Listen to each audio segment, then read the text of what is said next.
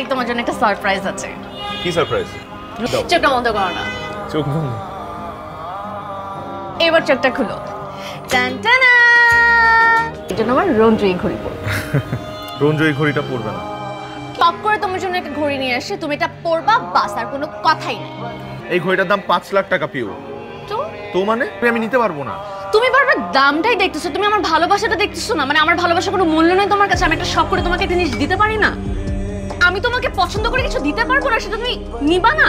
না। তুমি এটা পরবা না? আমি এটা পরবো না। তুমি এটা তুমি নিতে পারবা না? না আমি নিব না। এটা নিতেই হবে না, তোমার পড়তেই হবে না। এই ঘড়ি ধরবা না, ওটা তুমি ধরবা না। তুমি না বলছো তুমি পরবা না, ধরবা না, ওটা ধরবা না। তুমি না বললে কেউই পরবে না। রেখা আসো বলছি। ঘড়িটা পরছি, আমি কথা দিচ্ছি এই ঘড়ি আমি কখনো খুলবো না। এভাবে পালায় চলে আসছোস, পালায় বিয়ে করতে চাইতেছিস? ভাইয়া তুমি ছাড়া এই ঢাকা শহরে আমার আর কেউ নাই, বিয়ের আগে দিয়ে দাও। চলেন আমার সাথে, চলেন কাজী অফিসে যেতে হবে, কাজে নিয়ে আসতে হবে। মন খারাপ করে বসে আছিস কেন? আরে বিয়ে তো হয়েই গেল। বিয়ে তো হয়েছে, কিন্তু সংসার করব কি করে? একটা টাকাও নেই। এই অচেনা শহরে আমরা দুজনে কি করব?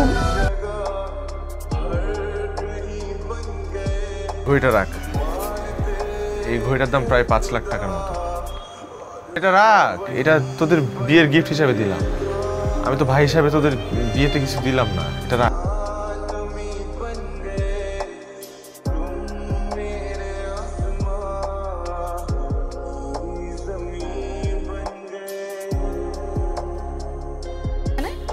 আমার সে কেন আসছো? 6-7 দিন যাবো তুমি আমার ফোন ধরতেছো। হ্যাঁ ধরতেছি না, কেন ধরবো? তোমার ফোন কেন ধরতে হবে? কে তুমি? মানে কয়টা গার্লফ্রেন্ড তোমার? হ্যাঁ কি বলতেছো এসব? ও কিছু বুঝতে পারতেছো না কি বলতেছি না? ঘড়ি কই? হ্যাঁ এই কই? হাতের মধ্যে ঘড়ি নেই তো? খুব না বলছিলা সারা জীবন আমার দেওয়া ঘড়ি পরে থাকবা, ঘড়ি কই? ঘড়ি কই? তুই তুই আমার সাথে চিটিং করছিস কেন? তুই তোর সাথে আমার একটু কথা আছে। কি কথা বলো?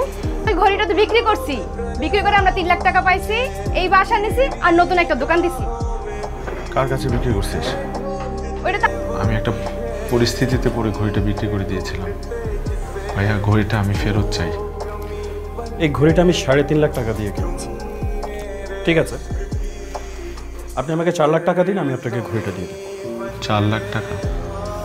জি ভাই তাহলে কিছুদিন সময় দেন, আমি আপনার কাছে টাকা নিয়ে আসবো। আপনাকে একটা কিডনি ডোনেট করতে হবে। ডোনেট করবেন, ঘড়ি আর টাকা নিয়ে বাসায় চলে যাবেন। সিম্পল।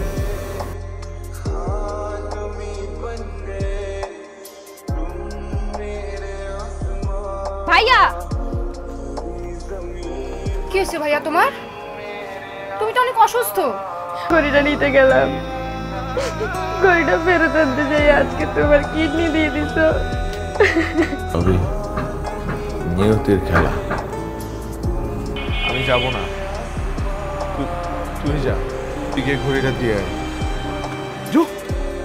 তুই এখানে? মানে তুই আমার বাসায় অ্যাড্রেস পাইলি কোত্থেকে? আরে আরে এটা আমার বাসা। আরে রঞ্জু, আমি তো বিশ্বাসই করতে পারছিলাম না, তুই আমার বাসার সামনে আমার অ্যাড্রেস পাইলি কিভাবে?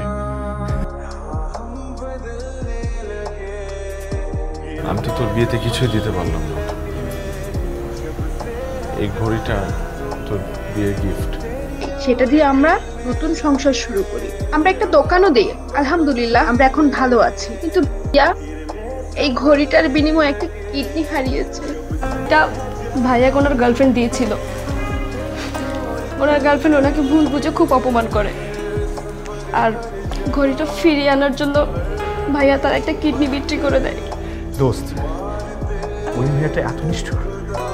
মেয়েটাকে ওর অ্যাড্রেসে আমি কথা বলবো। ভালোবাসার মানুষ কখনো নিষ্ঠুর হতে পারে না। ও হয়তো আমাকে ভুল বুঝে ঢুকে গেছে, অথবা খুব ভালো আছে।